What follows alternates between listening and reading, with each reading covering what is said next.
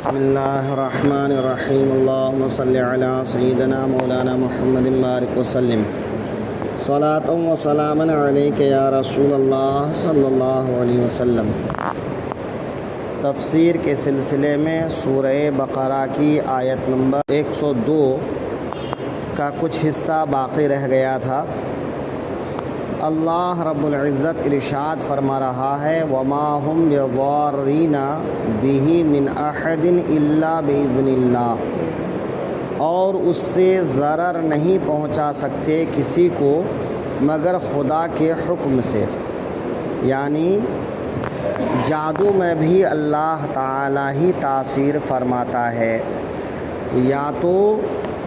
اللہ کے اذن سے مراد اللہ کا ارادہ ہے، یا یہ کہ اللہ کا اذن تکوینی ہے، تشریعی نہیں ہے۔ تو اللہ تعالی ہی ہر چیز میں اثر پیدا کرتا ہے، جیسا کہ ایک چاقو کے اندر کاٹنے کی صلاحیت ہے لیکن وہ اللہ تعالیٰ کے پیدا کرنے سے ہے۔ آگ میں جلانے کی طاقت ہے مگر اللہ کے پیدا کرنے سے ہے۔ تو ہر چیز میں تاثیر اللہ تعالیٰ کی طرف سے ہے۔ اب رہی یہ بات کہ یہ جادو کسی کو نقصان نہیں پہنچا سکتا ہے یا کسی کو نفع نہیں پہنچا سکتا ہے، اس بات کا علم جادوگروں کو بھی ہوتا ہے، ورنہ ہر جادوگر اپنے وقت کا بادشاہ بن جاتا کہ اگر اس کا جادو اتنا ہی مؤثر ہوتا کہ وہ جو چاہے کر لے تو بادشاہ کی جگہ پہ اپنی بادشاہت بنا لیتا، لیکن کبھی ایسا نہیں ہوا، بلکہ وہ ٹکے ٹکے کا محتاج ہوتا ہے اور ہر آنے والے سے 200 500 ہزار لیتا رہتا ہے۔ اگر تمہارا جادو اتنا ہی کارگر ہے تو جادو سے نوٹ کیوں نہیں پیدا کرتے، بلڈنگیں کیوں نہیں بنوا لیتے، کاہے کو بھیک مانگتے رہتے ہو، ہے نا؟ تو یہ سب جو ہے جادوگروں کا ڈھونگ ہے، وہ جانتے ہیں کہ یہ نفع نقصان پہنچانے والا نہیں ہے۔ وَيَتَعَلَّمُونَ مَا يَضُرُّهُمْ وَلَا يَنفَعُهُمْ، اور وہ لوگ سیکھتے ہیں وہ جو انہیں نقصان دیتا ہے انہیں نفع نہیں دیتا، کہ جادو انسان کے لیے نفع بخش نہیں ہے، نقصان دہ ہے۔ کیسے کہ یا تو اس میں شرکیہ الفاظ، کفریہ الفاظ بکنے کی وجہ سے، یا اس پر اعتقاد رکھنے کی وجہ سے، یا کفریہ اور شرکیہ کام کرنے کی وجہ سے۔ تو ان سب چیزوں کی وجہ سے جو ہے وہ اپنا ایمان کھو دیتا ہے، اور ایمان کا کھو دینا سب سے بڑا نقصان ہے نا، اور ان کو کوئی نفع نہیں دیتا ہے، یعنی آخرت میں نہ اس کے لیے نجات ہے، نہ آخرت میں اس کے لیے ثواب ہے، نہ آخرت میں اس کے لیے کوئی بھلائی ہے، برخلاف اس کے کہ اللہ تعالیٰ کا غضب اس کے لیے ہے نا۔ تو جو انسان اللہ کا غضب حاصل کرے اس کا سودا بڑا گھاٹے کا ہے، بڑا نقصان کا ہے۔ وَيَتَعَلَّمُونَ، اور وہ سیکھتے ہیں مَا يَضُرُّهُمْ، جو انہیں نقصان دے گا، وَلَا يَنفَعُهُمْ، نفع نہیں دے گا۔ تو یا تو نقصان آخرت کے لحاظ سے، ایمان کے لحاظ سے، یا اس لحاظ سے کہ کبھی جادوگر میں ٹکراؤ ہو جاتا ہے تو اس میں سے ایک مر جاتا ہے نا، کہ بھئی اس نے اس پر جادو کیا، اس نے اس پر جادو کیا، اس میں سے کسی کی موت ہو گئی۔ یا یہ کہ اسلامی سلطنت میں جادوگر کو قتل کر دیا گیا ہے نا، کہ بھئی جادوگروں کے لیے یہی حکم ہے کہ اسے قتل کر دیا جائے، تو یا تو اسلامی بادشاہ کی طرف سے وہ قتل کیا جائے گا، یا پھر آپس میں جادوگر ایک دوسرے کو قتل کریں گے، ماریں گے، مریں گے، یا پھر نہیں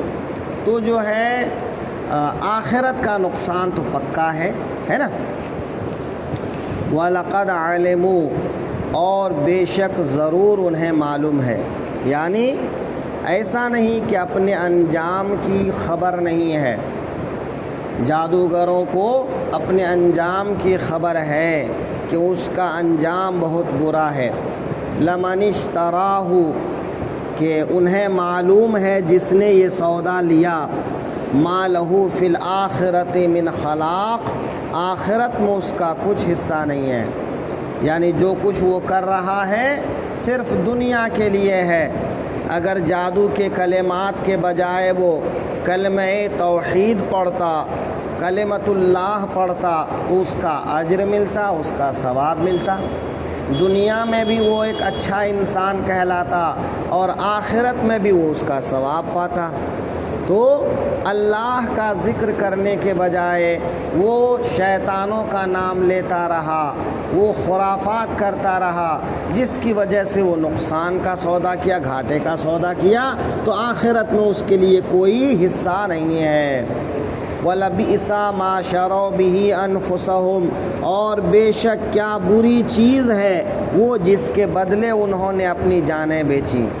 ہے نا، کہ اللہ کی عبادت کر کے اپنی جان کو چھوڑانا تھا، لیکن اس نے کیا کیا، اس نے تو آخرت کے بدلے میں دنیا کا سودا کیا، تو اپنی جان کو بیچ دیا دنیا کے چند سکوں کے عوض میں، ہے نا، چند پیسوں کے بدلے میں۔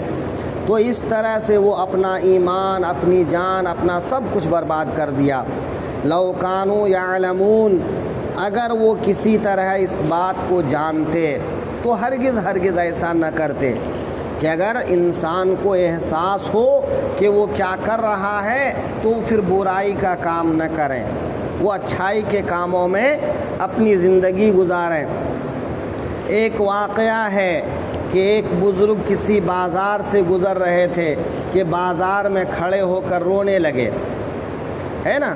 تو ایک آدمی نے پوچھا بابا کیوں رو رہے ہو؟ تو کہا ان بازار والوں کو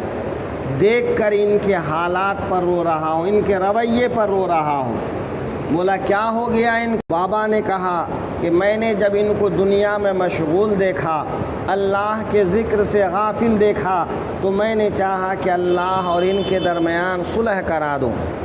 تو میں نے رب تعالیٰ سے دعا کی، تو رب تعالیٰ نے کہا کہ ٹھیک ہے میری بارگاہ میں لے آؤ، ندامت کے ایک آنسو بھی اگر بہا دیں گے تو میں انہیں بخش دوں گا۔ کہ ایک قطرے آنسو، کہ اگر کوئی اپنے جرم پر شرمندہ ہو کر ایک قطرہ آنسو بھی بہا دے گا تو میں اس کا پچھلا سارا گناہ معاف کر دوں گا۔ لیکن